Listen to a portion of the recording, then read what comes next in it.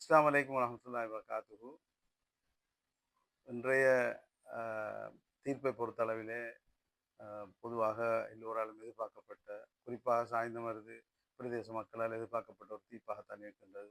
ஏனென்றால் கடந்த 1890களில் இருந்து ஒரு வ அதாவது தனியான ஒரு உள்ளூராட்சி சபையை கொண்டிருந்த ஒரு பிரதேசம் 1987ஆம் ஆண்டு கொண்டு வரப்பட்ட பிரதேச சபைகள் சட்டம் மூலம் கல்முனையோடு இணைக்கப்பட்டு, அது கல்முனையோடு இவ்வளவு காலம் ஏறக்குறைய 4 தசாப்தங்களாக கல்முனை பிரதேச சபை, கல்முனை மாநகர சபை, கல்முனை நகர சபை என்ற அடிப்படையிலே பல்வேறு பாத்திரங்கள் இருந்துள்ளது. என்றாலும் அண்மையில் 2020ஆம் ஆண்டு கொண்டு வரப்பட்ட பிப்ரவரி மாதம் 14ஆம் தேதி கொண்டு வரப்பட்ட இந்த வர்த்தமானி மூலம் கடந்த உள்ளூராட்சி தேர்தலில் தனியான ஒரு நகர சபைக்கான தேர்தல் நடத்தப்படாமை குறித்து நாங்கள் உச்சநீதிமன்றத்தில் வழக்கை தொடுத்தோம். அந்த வகையிலே இன்று ஒரு வரலாற்று முக்கியத்துவம் வாய்ந்த ஒரு தீர்ப்பை அந்த நீதிமன்றம் வழங்கி இருக்கின்றது. அந்த வகையிலே நாங்கள் மிகவும் சந்தோஷப்படுகின்றோம். இறைவனுக்கு நன்றி சொல்கின்றோம். அல்ஹம்துலில்லாஹ்.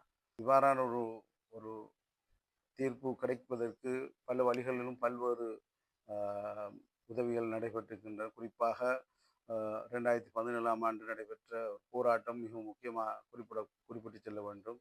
ஏனென்றால் சாய்ந்தமருது ஜும்மா பள்ளிவாசல் தலைமையில் மர்ஹூம் அல்ஹாஜ் வையம் ஹனீஃபா சார் அவருடைய தலைமையிலே பாரிய போராட்டங்கள் நடைபெற்றது. ஏனென்றால் சாய்ந்தமருதுக்கான தனியார் நகர சபை பெற்றுத்தரப்பட வேண்டும் என்ற அடிப்படையிலே பல்வேறு கவனஈர்ப்பு போராட்டங்கள், பல்வேறு விடயங்கள் எல்லா சாய்ந்தமருதில் சகல நிறுவனங்களும் ஒன்றிணைந்து அவ்வாறான ஒரு போராட்டத்தை நடத்தியது.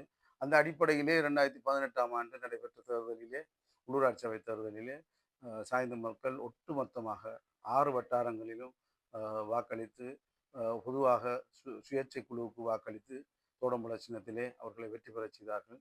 அதன் மூலம் ஏறக்குறைய 9 ஆசனங்களை கல்வி மாநகர சபையில் வெற்றி பெற்றார்கள். இவ்வாறான முன்னேற்றங்களின் அடிப்படையில் தான் 2020ஆம் ஆண்டு இவ்வாறான ஒரு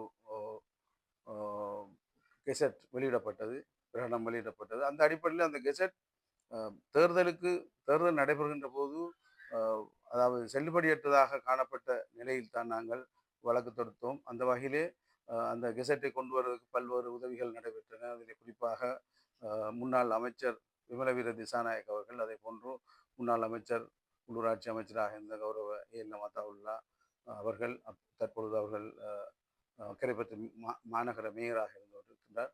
அவருக்கும் நாங்கள் எங்களுடைய நன்றிகளை தெரிவித்துக் கொள்கின்றோம். குறிப்பாக இந்த சாய்ந்தமருது மக்கள் இவ்வாறான ஒரு நகர சபை ஒன்றை நாங்கள் தனியாக எங்களுடைய தீர்மானங்களை தனியாக எடுக்கின்ற ஒரு சபை ஒன்றை நாங்கள் வேண்டியிருக்கின்றோம் என்ற அடிப்படையில் ஒற்றுமைப்பட்டு அவர்கள் ஒட்டுமொத்தமாக இந்த பிரதேசத்தின் விடியலுக்காக பாடுபட்டார். அவர்கள் அனைவருக்கும் ஒட்டுமொத்தமான நன்றிகளை தெரிவித்துள்ளனர். குறிப்பாக இந்த நீதியை சரியான முறையில் வழங்கிய நீதிபதி அவர்கள் அனைவருக்கும் எனது நன்றிகளை தெரிவித்துள்ளனர். குறிப்பாக இந்த வாத பிரதிவாங்களை முன்னெடுத்து சென்ற எங்களது சிரேஷ்ட சட்டத்தரணி சுரேன் ராஜன் அவர்களுடைய தலைமையிலான குழுவுக்கும் எனது மனமார்ந்த நன்றிகளை தெரிவித்துக் கொள்கிறேன். நன்றி. அஸ்ஸலாமு அலைக்கும்.